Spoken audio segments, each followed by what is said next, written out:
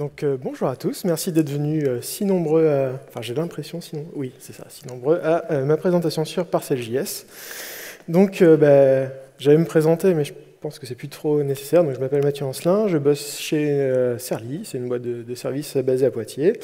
Et dans la vie, je fais du JS, mais je fais beaucoup d'autres choses. Et le projet sur lequel je travaille beaucoup, c'est Autoroshi, c'est un reverse proxy HTTP qui fait de l'API management, qui est super cool, qui est open source et tout. N'hésitez pas à aller voir de quoi il s'agit.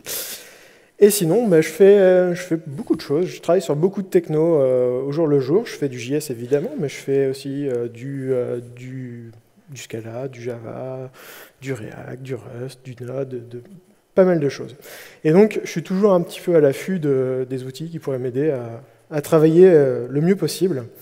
Et du coup, je vais vous parler un petit peu de mon expérience avec les bundlers JS. Donc, j'imagine que si vous êtes ici, c'est que vous utilisez tous des bundlers JS. Alors, je ne vais pas parler de tous les bundlers JS, parce que je pense qu'il y en a plutôt pas mal. Mais je vais vous faire un petit historique de moi, ce que j'ai utilisé, et pourquoi je les ai délaissés, etc. etc. Donc, en fait, il y a quelques années, quand j'ai commencé dans le développement, je pensais que JavaScript, c'était un truc vraiment à chier. Et que je ne voyais pas pourquoi les gens faisaient du JavaScript. Et puis au fur et à mesure des missions, des projets qu'on faisait, finalement, c'est pas si mal, on fait des trucs cool, et puis c'est bien, etc., etc. Et donc au fur et à mesure que j'ai fait du JavaScript, j'ai commencé un peu à essayer de faire ça de manière un peu plus professionnelle, industrielle, je ne sais pas comment on peut dire. Et donc se pose la question de la modularisation, comment impacter son application, etc., etc. Donc au début, on fait comme tout le monde, on met 28 scripts dans la page HTML, 28 balises scripts, et puis on voit ce que ça donne. Bon, c'est pas top. Et puis j'ai commencé à m'intéresser à des choses comme CommonJS, donc qui définit comment faire des modules en JavaScript de manière assez abstraite, avec notamment l'utilisation de Require.js pour utiliser des modules CommonJS et pouvoir les charger. Puis il y a des choses qui sont apparues dernièrement un peu plus moderne, genre System.js, qui est maintenant intégré dans les navigateurs, qui permet, pareil, de requêter des modules et de les charger et de les utiliser. Bon, ça c'est pas mal, mais ça reste quand même des technos qui nécessitent de télécharger plein de petits fichiers au fur et à mesure. Alors, ça peut avoir du sens ou pas. Mais en l'occurrence, à un moment, ce qu'on aime bien, c'est télécharger une bonne grosse ressource une bonne fois pour toutes. Alors, ce qui n'est plus tout à fait si vrai, mais ça on le verra plus tard. Et puis, et voilà, c'est fait. Donc pour ça, on a besoin de bundlers qui vont prendre tous nos fichiers, tous nos modules, et les concaténer en un seul gros fichier JavaScript et autres. Donc le premier bundler que moi j'ai utilisé, c'était Browserify. Alors Browserify, c'était cool, c'est un truc un peu pour les barbus. Alors je dis ça, c'est pas pour dire qu'il n'y a que les barbus qui font du JavaScript, hein. C'est juste, c'est un outil en ligne de commande, donc il faut rentrer 2-3 options, et le truc marche. Bon, par contre, le désavantage de Browserify, c'est que si on voulait ajouter des étapes de transformation ou autre, donc si on voulait minifier, si on voulait transformer du JSX en JavaScript ou des choses comme ça, il fallait enchaîner plusieurs commandes. Bref, ça pouvait devenir facilement un peu compliqué. Enfin, la ligne de commande devenait un petit peu compliquée. Et du coup, bof. Même si, bon, Browserify, je l'ai utilisé assez longtemps. Puis est venu Grunt. Donc Grunt, je pense que tout le monde a au moins entendu parler de Grunt. Donc Grunt, l'idée, c'était vraiment d'avoir une sorte de fichier JavaScript qui expliquait comment on allait faire le build, qui décrivait, mais bon, c'était un truc entre la description et le comment faire.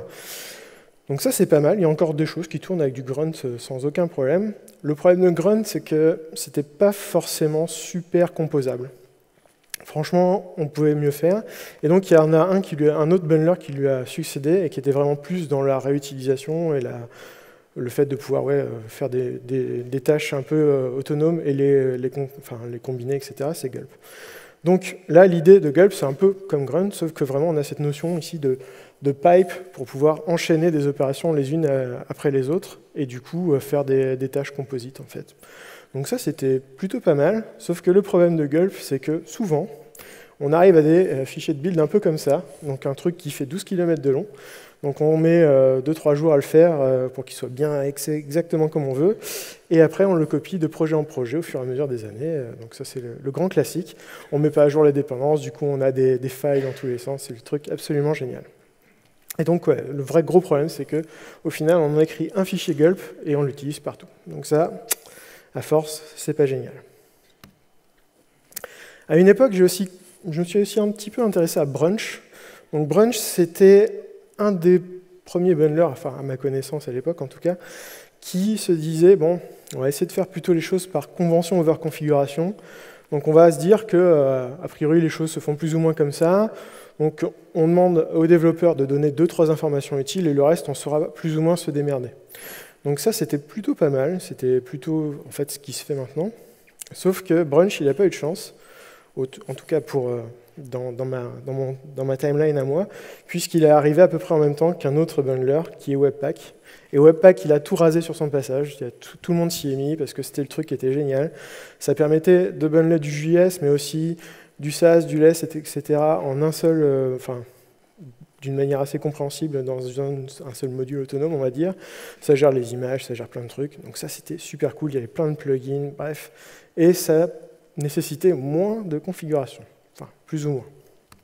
Donc forcément, hein, en Webpack, on peut commencer petit. Donc ça, c'est un fichier de base Webpack. Avec ça, on fait un truc qui marche, il n'y a pas de souci. Mais forcément, on a besoin de plus de choses. On a besoin de CSS, on a besoin de transformer de l'ES6, du Babel, du JSX, etc., etc. Et à la fin, en Webpack, on se retrouve avec un énorme fichier de 12 km de long, là encore. Donc là, comme le reste, on passe une bonne journée à se faire son fichier Webpack, et puis comme c'est super chiant, on le copie dans tous les nouveaux projets qu'on a, et puis on ne le met pas à jour, etc., etc. Donc c'est toujours la même chose. A priori, Webpack, ils se sont dit, bon, effectivement, on va peut-être faire comme les autres, vu que tout le monde est en mode convention over configuration, on va faire en sorte qu'il y ait moins de choses à mettre, etc. Bon, j'ai essayé il n'y a pas longtemps, j'ai refait un fichier Webpack from scratch, et bon, au final, le truc est à peu près aussi long, et je m'en resserre dans tous mes projets. Donc bref, c'est raté. Et puis est arrivé un petit nouveau, que moi je trouve vraiment cool, c'est Parcel.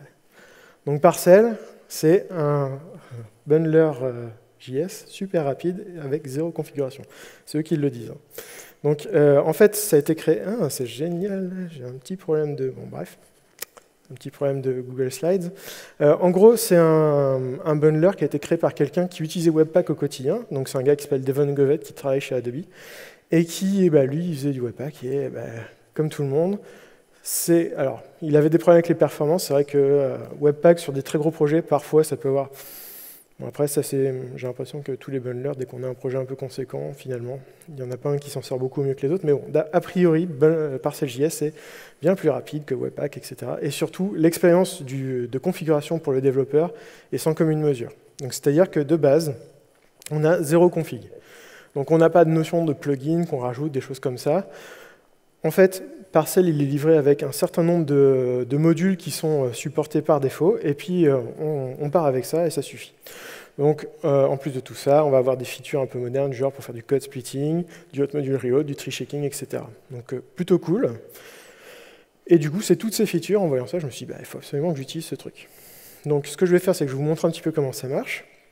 Si Parcel, ça vous intéresse, il y a un projet Awesome Parcel sur GitHub qui liste un certain nombre de projets d'exemple, de comment utiliser, etc., etc. Donc n'hésitez pas à aller voir ce que ça donne.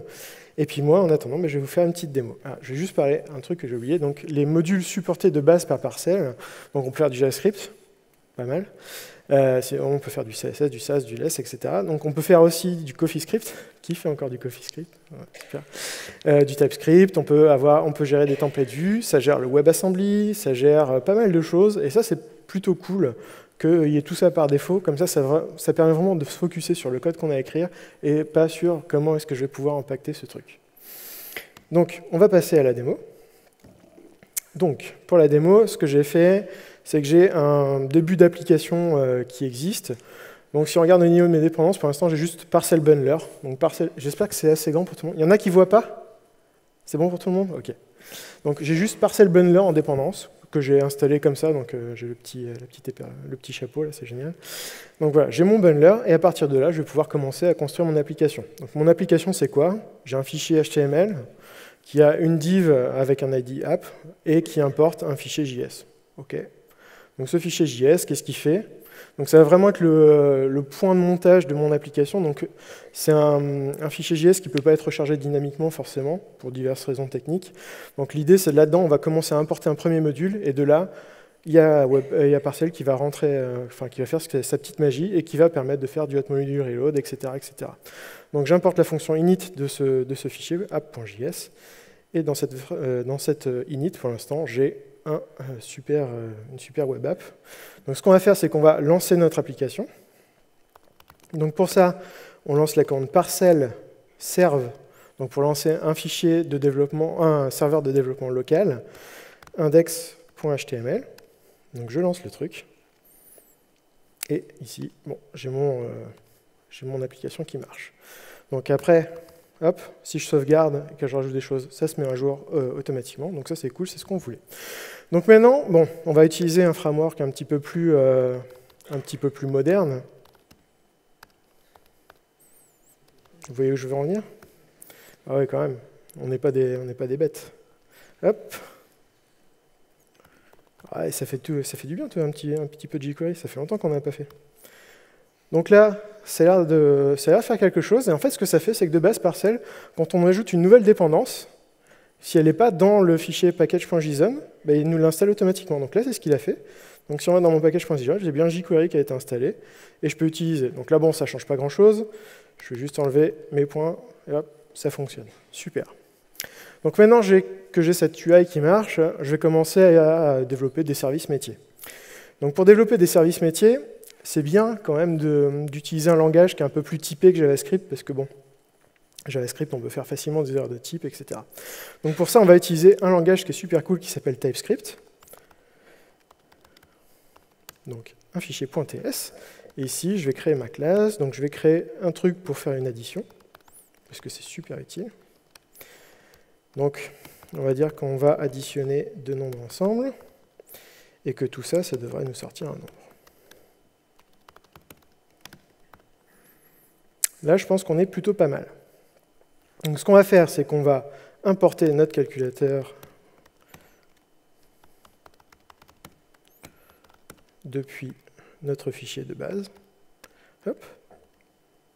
Donc là encore, j'ai sauvegardé. Parcel a vu que je veux rajouter quelque chose.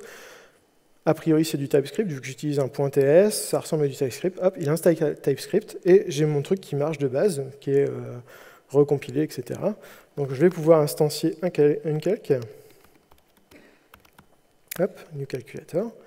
Et je vais pouvoir commencer à faire quelque chose. Donc par exemple, on va faire un petit calcul rapide. Hop, 1 plus... Hop. Bref, merci les claviers Apple. Il y en a peut-être qui voient de quoi je veux parler. Hop. Ça c'est génial aussi. Hop. Et du coup, je rajoute... Je vais y arriver. 1 plus 2 est égal à... Non mais je ne vais pas y arriver. Ah. Et voilà. Donc j'ai mon résultat. Donc là, forcément, ça marche. Super. On a fait un service métier en TypeScript sans aucun problème. Bon. Et si on allait un petit peu plus loin? Moi, ce que je peux vous proposer, c'est que, je ne sais pas vous, mais moi, quand je vois ce code, je vois que je peux optimiser des choses, parce qu'une addition en JavaScript, on sait bien que c'est un petit peu lent. Du coup, on va utiliser du WebAssembly pour faire une addition qui poutre niveau performance. Du coup, cette addition, on va l'écrire en Rust. Donc, c'est parti, on écrit du Rust, no mongle, tac, pub fn, add. Donc, 2 entiers sur 32 bits. Ça nous sort un entier sur 32 bits. Hop. Et donc A plus B. Ouh. Super. Alors là, les gars, on va faire un truc qui déchire. Hop. Import. Add. Donc, hop. Donc, j'ai mon addition qui est importée.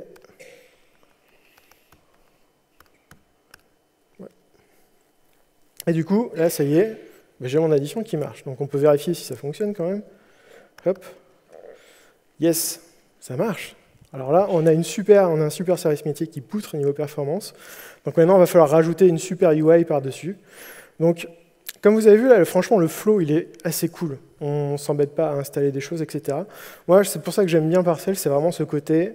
Je commence à coder, je ne m'arrête plus, je n'ai pas besoin de rajouter des trucs dans mes dépendances, etc. Pour commencer rapidement quelque chose, c'est absolument génial. Donc, comme je disais, on va rajouter un fichier d'UI. Donc, on va utiliser un framework que j'aime bien. Peut-être que vous le savez déjà. Waouh, ok. un framework que j'aime bien qui s'appelle React.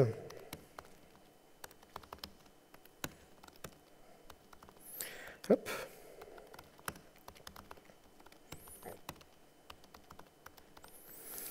Donc voilà.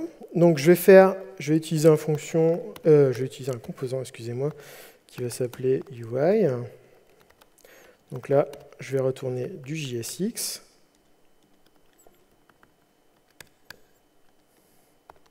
Donc ce qu'on va faire, c'est qu'on va faire un truc qui va compter des likes avec un petit bouton pour incrémenter. Classique, ça va vous montrer un petit peu comment on peut utiliser le truc. Donc on va afficher une variable count, et puis on va avoir un bouton qui va faire hop, le +1. Un truc comme ça, c'est plutôt pas mal. Donc là, ce qu'on va faire, c'est qu'on va utiliser une nouveauté de React qui s'appelle les hooks avec un useState. Donc c'est une nouvelle façon en fait d'utiliser le state React. Donc ici, je dis juste que je crée un state qui a un état initial à 0, et on me donne la valeur du state et une fonction pour le changer. Donc je vais créer une nouvelle fonction qui va s'appeler increment. Et ici, donc, je vais faire un setCount de, ben là, il va falloir que j'utilise mon calculateur, du coup, pour faire mon addition. Donc ce que je vais faire, c'est que je vais demander qu'on me le passe en propriété de mon composant. Donc faire calculator.add de count et de 1 pour incrémenter. Et du coup, hop, ici, je vais faire un onClick de incrément. Donc là, j'ai un composant qui fonctionne. Il suffit juste maintenant de pouvoir le rendre dans ma page. Donc pour ça, je vais exporter une fonction qui s'appelle mountUI, par exemple. On va lui passer le calculateur et le nœud du DOM dans lequel on veut rendre l'application. On va faire un reactDOM.render de myUI avec le calculateur passé en props pour qu'on puisse le récupérer. Et le nœud du DOM dans lequel on veut que ça se rende. Donc je sauvegarde ce truc, et maintenant j'ai plus qu'à utiliser mon composant depuis mon application. Donc là, on va dégager tout ça. On va importer mountUI from, du coup c'est UI.jsx. Je pense qu'il se démerde tout seul, même il va y arriver. Et du coup, ici je vais pouvoir faire mountUI, donc on va passer l'instance de calculateur qu'on a sous la main, et ensuite on va faire un document .getElementById de app.